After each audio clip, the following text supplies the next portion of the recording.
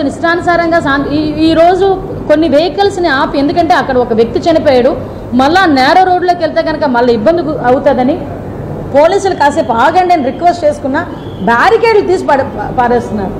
అంటే ఒకసారి ఏ రకంగా జరుగుతుందో ఒకసారి ఆలోచన చేసుకోండి. ఈ సంవత్సర కాలంలో మేము ఎప్పుడూ కూడా రిస్ట్రిక్ట్ చేయలేదు, ఎవరిని కూడా వెళ్ళొద్దు అని మాట్లాడలేదు, ఎవరిని కూడా మేము హౌస్ అరెస్ట్ చేయలేదు. మీకు ఆ హక్కు ఉంది ప్రజాస్వామ్యంలో, వెళ్ళండి, కానీ నిబంధనలు అనుసరించండి. నిబంధనలు అనుసరించకపోతే కనుక చట్టపరమైన చర్యలు తీసుకోవాల్సి వస్తుంది అని డిపార్ట్మెంట్ నుంచి వాళ్ళకి నోటీసులు వెళ్ళినా కూడా అవన్నీ పెడరిచెవిన పెట్టి ఈరోజు పోలీసులు విధులకు కూడా ఆటంకం కలిగిస్తూ ఈరోజు ఇద్దరు చావుకు కారణమైన జగన్మోహన్ రెడ్డిని ఏం చేయాలో ప్రజలు కూడా కొంచెం ఆలోచన చేసుకోవాల్సిందిగా మరీ కోరుకుంటున్నాం. మరి ముఖ్యంగా ఇంకొక విషయం కూడా చెప్పాలి. ఈరోజు మనకి ఇంటర్నేషనల్ యోగా డే సందర్భంగా ప్రపంచం అంతా కూడా మన విశాఖపట్నం వైపు చూస్తున్న తరుణంలో కొంత మేరకు ఒక ట్రాఫిక్ ఇబ్బందులు కూడా కొంచెం విశాఖపట్నం ప్రజలు చిన్న ట్రాఫిక్ ఇబ్బందులు ఎదుర్కొంటున్నారు. దయచేసి అందరికీ కూడా ఒకటే విన్నపం, ప్రధానమంత్రి గారి ప్రోగ్రాం ఇది చాలా పెద్ద ప్రోగ్రాం. ఈ ప్రోగ్రాంలో మ్యాక్సిమం ట్రాఫిక్ ఇబ్బంది లేకుండా చూసుకునే బాధ్యత కూడా పోలీస్ డిపార్ట్మెంట్ వాళ్ళు, ట్రాఫిక్ వాళ్ళు చూసుకుంటున్నారు. ఎక్కడైనా చిన్న అసౌకర్యాలు ఉంటే కొంచెం దానికి నేనేమంటానంటే ఆ అసౌకర్యాలు లేకుండా చూసుకునే బాధ్యత మేము తీసుకుంటాం. ప్రజలు కూడా సహకరించాల్సిందిగా కోరుకుంటున్నాం.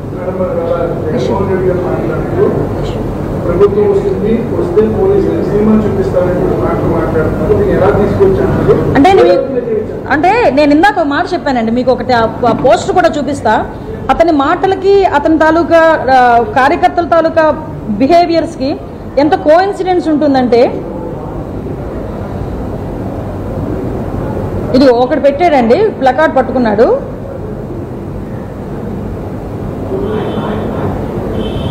రెండు 2029లో వైఎస్ఆర్సీపీ వచ్చిన వెంటనే గంగమ్మ తమ్ముళ్ళ జాతరలో వేట తలలు నరికినట్టు రపా నరుకుతాం ఒక్కొక్కడిని. ఇది వాడు కింద జగన్మోహన్ రెడ్డి ఫోటో వేసుకొని చూడండి ఒకసారి, మీకు కాల్ పంపించమంటే పంపిస్తాను. ఇంకొకటి పెడతాడు, ఇంకొకటి ఏదంటే కొట్టారు తీసుకున్నా మా టైం వస్తుంది అని చెప్పి ఏదో పదం ఉపయోగించి చెక్కేస్తామని అన్నాడు ఏకంగా. అంటే ఇలాంటి పదాలు కార్యకర్తలు ఉపయోగిస్తున్నారంటే నాయకుడు ఉపయోగిస్తున్నాడు కాబట్టే కదా. సినిమాలు చూపిస్తాం, సినిమా తాట తీస్తాం, సినిమాలు అంటే ఎలా ఉంటాయో చూస్తాం, ఇలాంటి పదాలు ఉపయోగిస్తున్నారంటే ఏంటి పరిస్థితి? నేను ఒకటే కోరుకుంటున్నా, ఈరోజు శాంతి భద్రత ఇప్పుడు ఏంటంటే ప్రశాంతంగా వెళ్తుంది, సంక్షేమ కార్యక్రమాలన్నీ కూడా ప్రజలకి చక్కగా వెళ్తున్నాయి, ప్రజలందరూ సంతోషంగా ఉన్నారు, పెట్టుబడులు వస్తున్నాయి, పరిశ్రమలు వస్తున్నాయి, ఉద్యోగ అవకాశాలు కల్పిస్తున్నారు ఈ ఎన్డీఏ గవర్నమెంట్. కేంద్ర ప్రభుత్వం తలకి సహాయ సహకారాలు ఉంది. ఈ టైంలో కనుక వాళ్ళు ఎక్కడ మరుగున పడిపోతారని వాళ్ళ ఉనికి కాపాడుకోవడం గురించి శాంతి భద్రత విఘాతం కలిగించి వాళ్ళ సొంత పార్టీ కార్యకర్తలు చనిపోతున్నా కూడా పట్టించుకోకుండా బయట తిరుగుతున్నాడంటే ఒకసారి మనం ఆలోచన చేసుకోవాలి. మీరు అబ్జర్వ్ చేయండి, ఈ సంవత్సర కాలంలో జగన్మోహన్ రెడ్డి ఎక్కడికి వెళ్ళినా కూడా ఏదో ఒక ఇన్సిడెంట్ క్రియేట్ చేస్తూనే ఉన్నాడు. అనంతపురంలో వెళ్ళి అక్కడ హెలికాప్టర్ దగ్గరికి, అక్కడ ఏమి అంటే హెలికాప్టర్ ఏదో సాంకేతిక లోపం వచ్చిందని బై రోడ్ వెళ్ళడానికి ప్రయత్నం చేయడం, ఆ రోజు బై రోడ్ వెళ్ళడం. ఆ రోజు కూడా వాళ్ళ కార్యకర్తలు అందరూ వచ్చేసి అక్కడ ఏదో టెక్నికల్ ప్రాబ్లం కావాలని క్రియేట్ చేశారన్నట్టుగా ఒకటి క్రియేట్ చేయటం, అక్కడితో అది అయిపోయింది. దానికి క్లియర్గా మా పోలీసులందరూ కూడా క్లియర్గా ఇన్ఫర్మేషన్ ఇచ్చేసరికి వైఎస్ఆర్సీపీ ఆ పేటీఎం బ్యాచ్ అంతా నోరు మూసుకుని కూర్చుంది.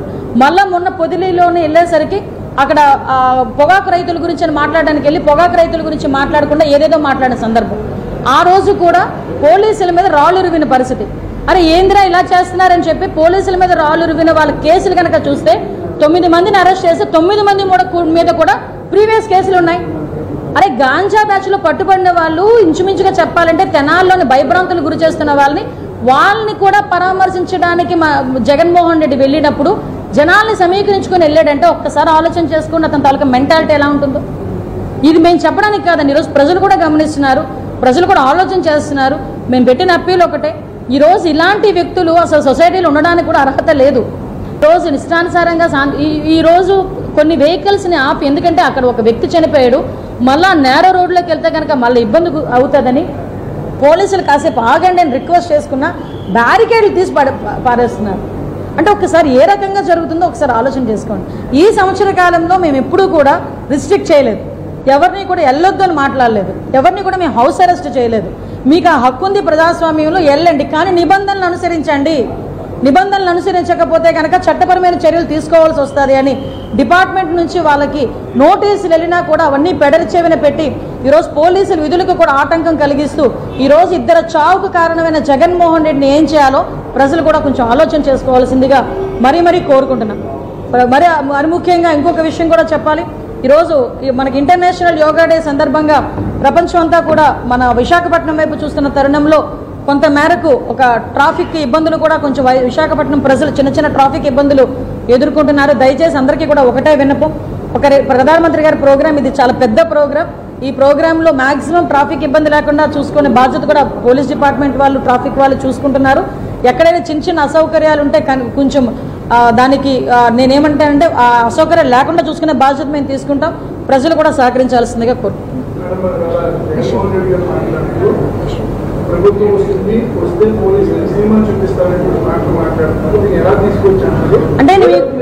అంటే నేను ఇందాక ఒక మాట చెప్పానండి, మీకు ఒకటి పోస్టర్ కూడా చూపిస్తా. అతని మాటలకి అతని తాలూకా కార్యకర్తల తాలూకా బిహేవియర్స్కి ఎంత కోఇన్సిడెన్స్ ఉంటుందంటే, ఇది ఒకటి పెట్టాడండి, ప్లకార్డ్ పట్టుకున్నాడు.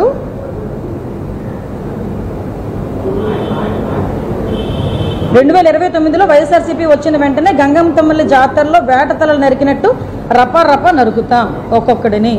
ఇది వాడు కింద జగన్మోహన్ రెడ్డి ఫోటో వేసుకొని చూడండి ఒకసారి. మీకు కాల్ పంపించమంటే పంపిస్తాను. ఇంకొకటి పెడతాడు, ఇంకొకటి ఏదంటే కొట్టారు తీసుకున్నా మా టైం వస్తుంది అని చెప్పి ఏదో పదం ఉపయోగించి చెక్కేస్తామని అన్నాడు ఏకంగా. అంటే ఇలాంటి పదాలు కార్యకర్తలు ఉపయోగిస్తున్నారంటే నాయకుడు ఉపయోగిస్తున్నాడు కాబట్టే కదా. సినిమాలు చూపిస్తాం, సినిమా తాట తీస్తాం, సినిమాలు అంటే ఎలా ఉంటాయో చూస్తాం, ఇలాంటి పదాలు ఉపయోగిస్తున్నాడంటే ఏంటి పరిస్థితి?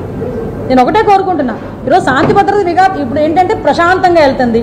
సంక్షేమ కార్యక్రమాలన్నీ కూడా ప్రజలకి చక్కగా వెళ్తున్నాయి. ప్రజలందరూ సంతోషంగా ఉన్నారు.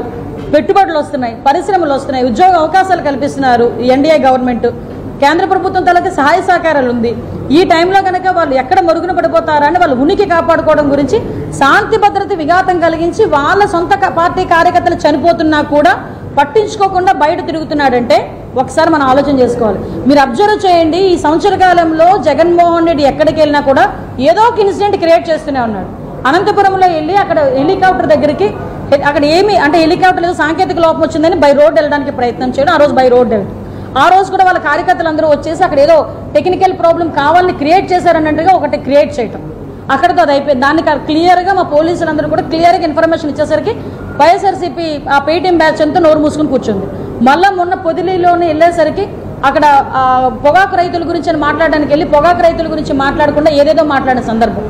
ఆ రోజు కూడా పోలీసుల మీద రాళ్ళు ఉరివిన పరిస్థితి.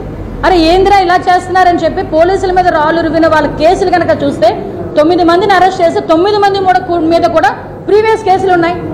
అరే గాంజా బ్యాచ్లో పట్టుబడిన వాళ్ళు ఇంచుమించుగా చెప్పాలంటే తెనాల్లోని భయభ్రాంతులు గురి చేస్తున్న వాళ్ళని కూడా పరామర్శించడానికి జగన్మోహన్ రెడ్డి వెళ్ళినప్పుడు జనాల్ని సమీకరించుకొని వెళ్ళాడంటే ఒక్కసారి ఆలోచన చేసుకుని అతని తాలూకా మెంటాలిటీ ఎలా ఉంటుందో. ఇది మేము చెప్పడానికి కాదండి, ఈరోజు ప్రజలు కూడా గమనిస్తున్నారు, ప్రజలు కూడా ఆలోచన చేస్తున్నారు. మేము పెట్టిన అప్పీల్ ఒకటే, ఈరోజు ఇలాంటి వ్యక్తులు అసలు సొసైటీలో ఉండడానికి కూడా అర్హత లేదు. మళ్ళీ పైగా వీళ్ళ నాయకులు బయటకు వచ్చి ఏదేదో మాట్లాడుతున్నారు.